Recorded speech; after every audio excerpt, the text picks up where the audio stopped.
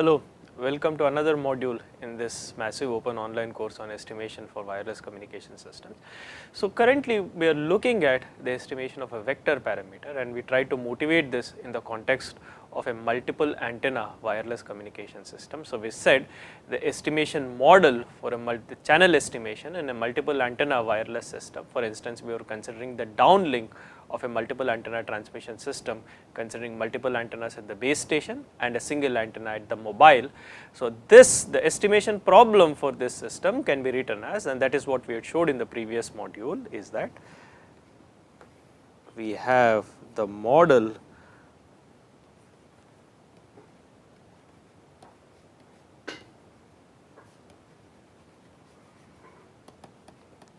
for multiple antenna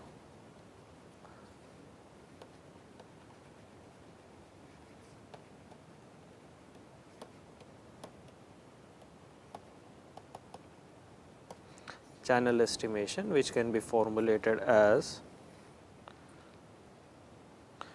y1, y2, so on up to yn.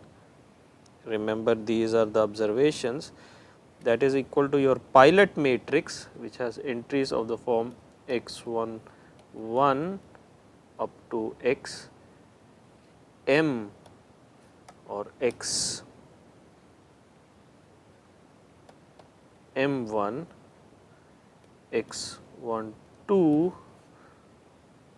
up to x m2. These are the pilot symbols transmitted at the second time instant, and x1n to xmn.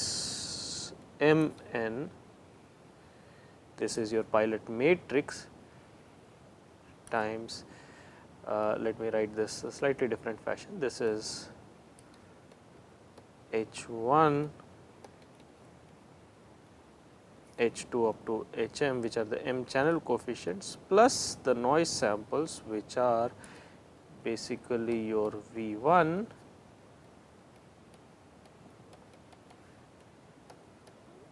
V2 up to Vn. So this is a system model for multiple antenna channel estimation, where y1, y2, yn, these are your y bar. This is the vector of n observations. This is the n cross 1. This is, let me write this clearly, this is your n cross 1 observation vector.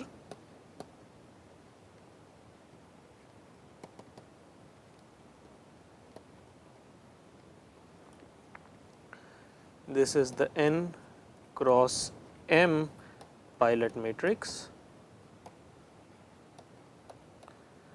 that is the matrix of pilot symbols, and this basically, these are the unknown, this is the m cross 1 vector of unknown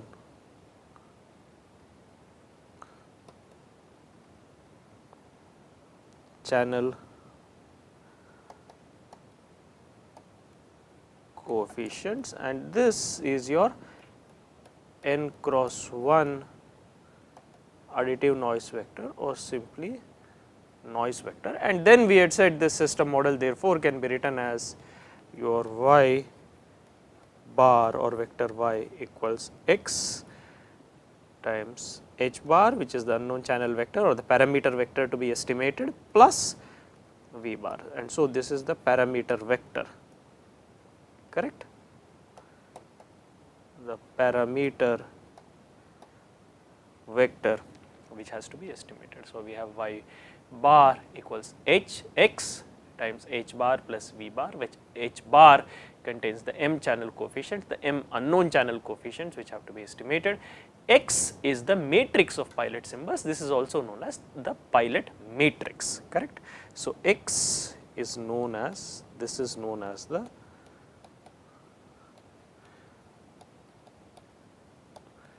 pilot matrix. So similar to what we have done before, we have to develop for estimation of the vector parameter h bar, we have to develop the likelihood function. So, any estimation we have to start by developing the likelihood function for the likelihood function corresponding to the parameter vector h bar. And again we will start with the same assumption, that is we will start by considering the noise samples V1, V2 up to Vn, the n noise samples to be IID Gaussian, to be independent identically distributed Gaussian random variables of mean 0 and variance sigma square each. So, consider V1, V2, Vn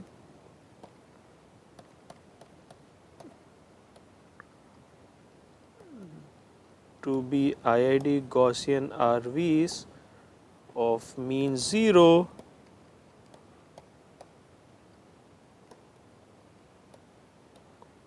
variance sigma square, which means the PDF of each, the probability density function of each noise sample Vk.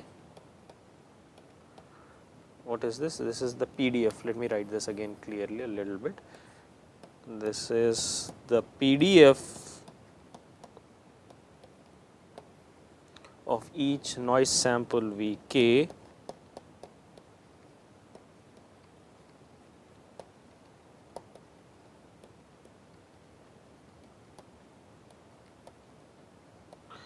equals 1 over square root of 2 pi sigma square e raised to minus 1 over 2 sigma square.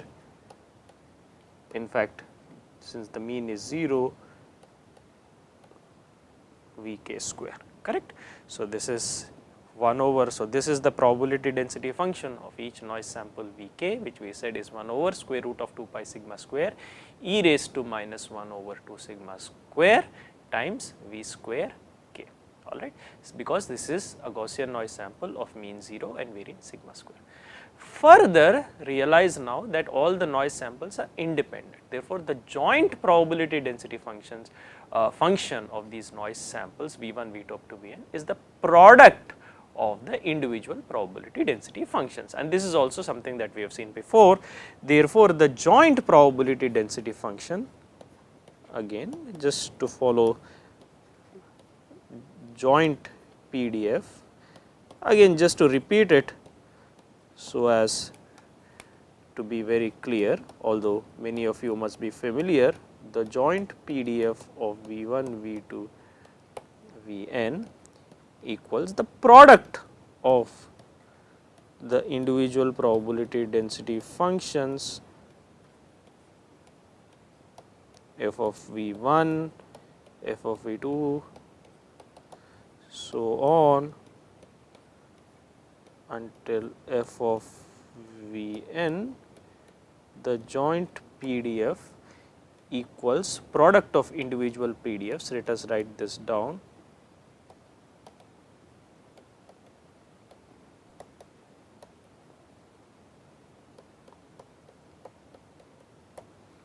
And why is this? Because since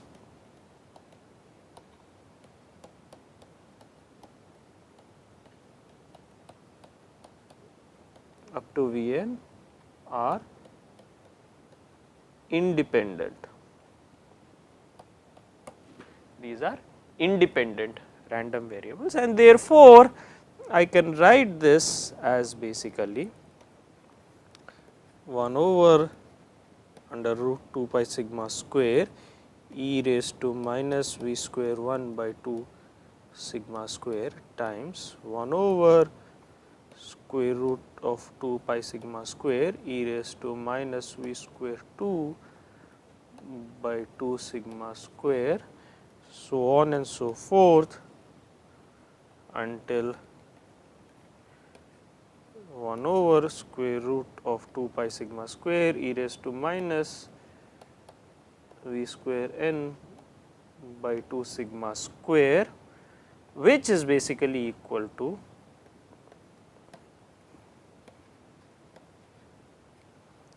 1 over 2 pi square sigma square raised to the power of n by 2 e raised to minus 1 over 2 sigma square summation k equals 1 to n v square k. And what is this? This is basically your joint PDF. This is basically the, what is this? This is basically the joint PDF of the noise samples.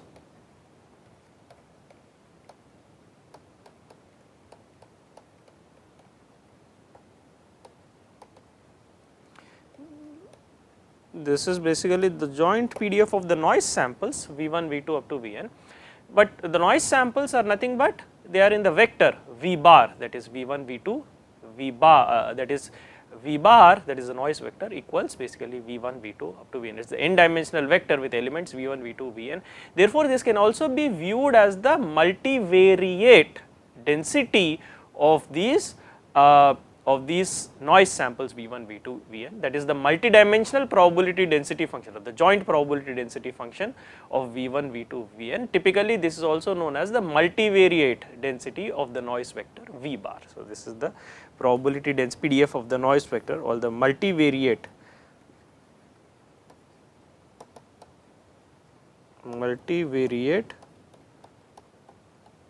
PDF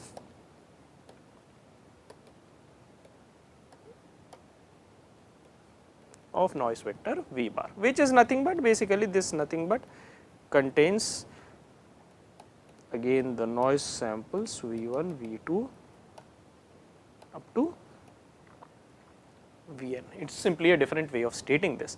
Now, if you observe this quantity, the essence lies in this quantity here, summation k equal to 1 to n V square n. Now, if you observe this quantity, now we know that our noise V bar equals V1 up to Vn.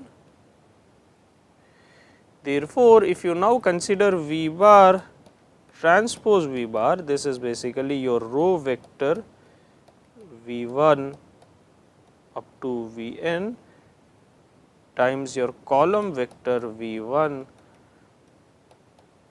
up to Vn, which you can now see is nothing but basically your summation k equals 1 to n V square k, and which is also basically norm of V bar square. Summation k equal to 1 V square k is basically nothing but V bar transpose times V bar, and it is also basically norm V bar square, where norm V bar is the norm of the vector or the Euclidean norm of the vector.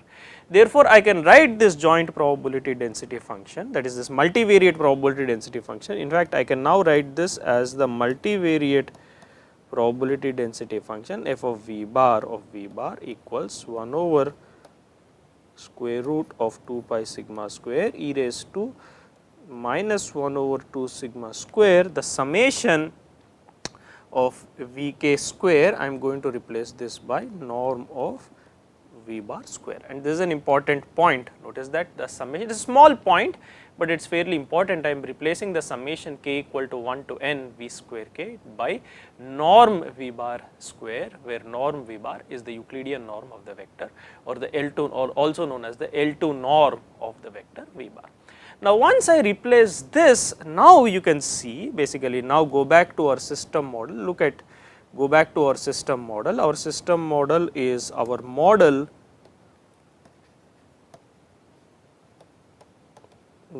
is y bar equals x h bar plus v bar, which means look at this, which implies basically bringing v bar onto this side, v bar equals y bar minus x h bar. So, one thing you can observe here is y bar is linearly related, or rather related in an affine fashion. Y bar is an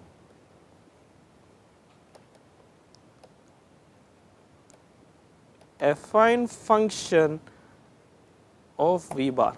Yeah, V bar is a Gaussian random vector. Y bar is basically simply a linear transformation plus some shift by a constant. If you have a linear transformation, it is a linear function, but this is a linear transformation plus the shift by this quantity x times h bar. So it is related in an affine fashion to this vector V bar, which is a Gaussian vector.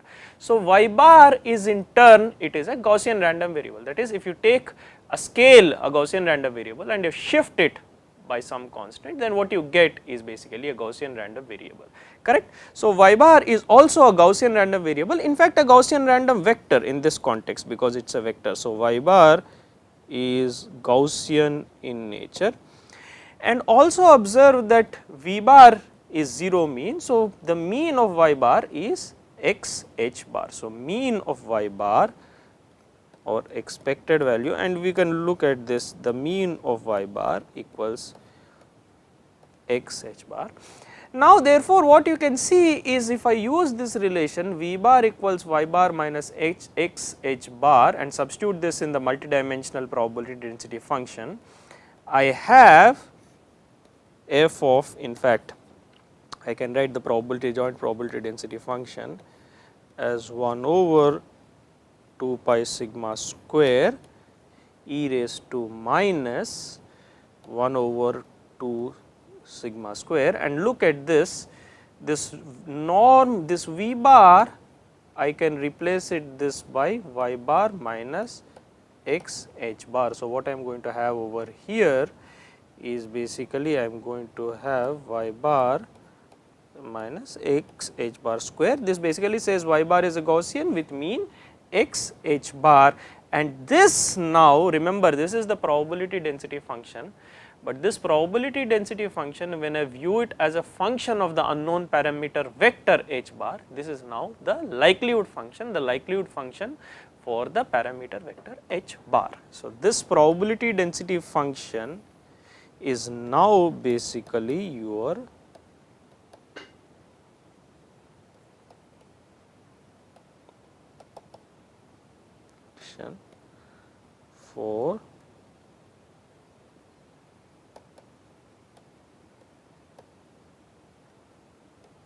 for the parameter vector h bar, and I can denote this as similar to what we have been doing before, that is P of basically Y bar, which is your observation vector parameterized by h bar. This is the likelihood function P of the observations, Y bar, this is the observations parameterized by the parameter vector h bar, the likelihood function of the observations Y bar parameterized by h bar, which is the parameter vector. So this is the, just to be extra clear, this is your observation vector and this is your parameter vector. This is your parameter vector. Yeah. So now what we have done is basically we achieved the aim which we initially set out for, that is to basically develop a likelihood function towards the estimation of this parameter vector h bar. And now similar to what we have done before, we have the likelihood function. Now we can consider taking the log, basically we can get the log likelihood function, which is more amenable to the process of estimation, right. That is what we said. So the log likelihood function, that is, if you now look at again traversing exactly the same steps as we have done before, the log likelihood function, log likelihood function of the observation parameterized by the parameter vector h bar is nothing but the natural logarithm of the likelihood function of, that is P y bar semicolon h bar. Remember that semicolon plays an important role, which is now if you take the logarithm of the above likelihood function, you can see this is minus n by 2 natural logarithm of 2 pi sigma square minus 1 over 2 sigma square norm y bar minus x norm y bar minus x h bar whole square, correct. Okay. So, this is the log likelihood function corresponding to the parameter vector h bar, alright. We developed the likelihood function, taking the logarithm we get the log likelihood function. Now, we have to maximize this in order to obtain, we have to find the value of h bar, that is that vector h bar for which this log likelihood, the likelihood function or basically the log likelihood function is maximized, that is the maximum likelihood estimate of the parameter vector h bar. So, what I am going to do is I am going to maximize this log likelihood function, I am going to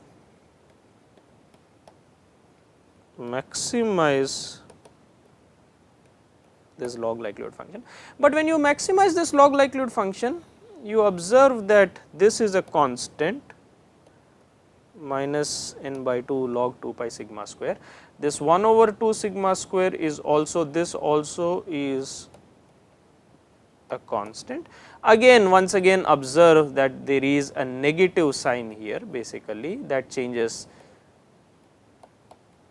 the negative sign. So, you remove the constant, you invert the negative. So, because of the negative sign, the maximization of the log likelihood basically you can see is equivalent to the minimization of this part.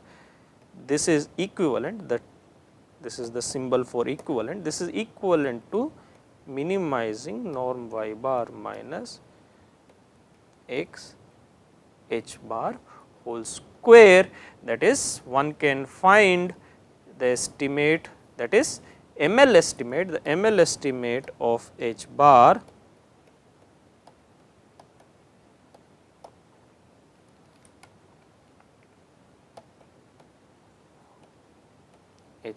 can be found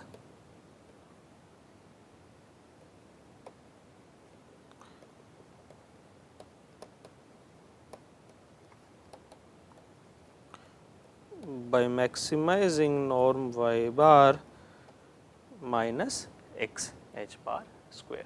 Okay. And this basically, if you look at this quantity here,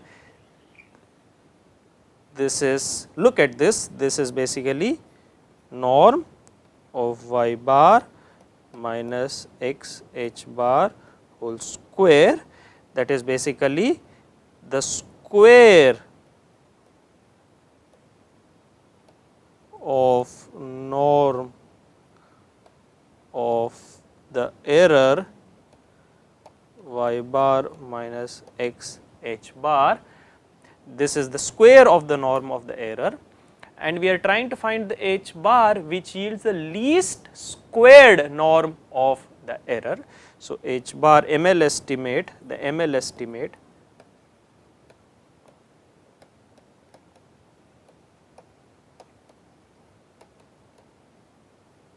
yields least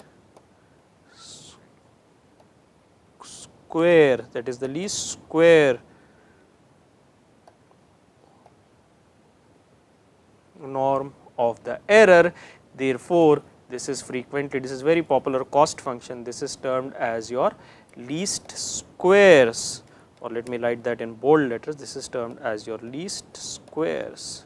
This arises very frequently in practice, and this is termed as the least squares problem or the least squares cost, the least squares cost function.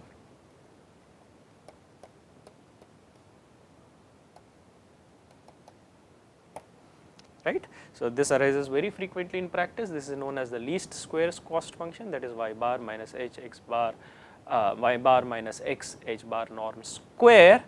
This is the norm square of the error, that is y bar minus x h bar, and we are trying to find the h bar which minimizes the norm square of this error, that is which finds the least squared, which finds that is the h bar which has the least squared error. This is known as the least squares problem. This cost function is known as the least squares cost function. Therefore, the ML, the maximum likelihood estimate of the channel vector h bar, is given as the solution of this least squares problem, and that is important to realize. So, colloquially, so ML estimate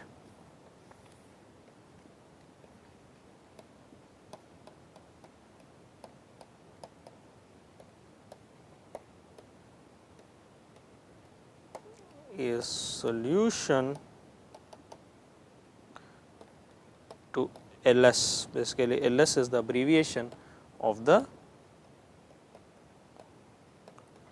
least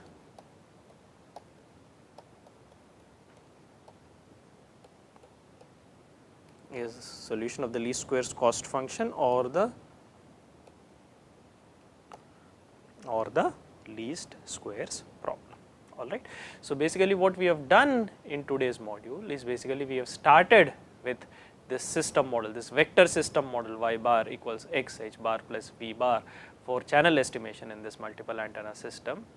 And then what we have developed is we have developed the joint probability density function for the noise samples. From that we have derived the Gaussian nature of the observation vector y bar, and we have also developed the likelihood function for this unknown parameter vector, likelihood function for the estimation of the unknown parameter vector h bar. And we have seen that maximizing the log likelihood is basically equivalent to minimizing norm of y bar minus x h bar square. This is known as the least squares cost function or the least squares problem, because it basically corresponds to finding the h bar which yields the least squared norm of the error y bar minus x h bar. All right. So, we have developed the likelihood function and basically formulated the least squares problem for estimation of the parameter vector h bar. In the subsequent modules, we are going to solve this least squares problem and actually compute the estimate of the parameter, the maximum likelihood estimate of the parameter vector h bar. So, we will stop this module here. Thank you very much.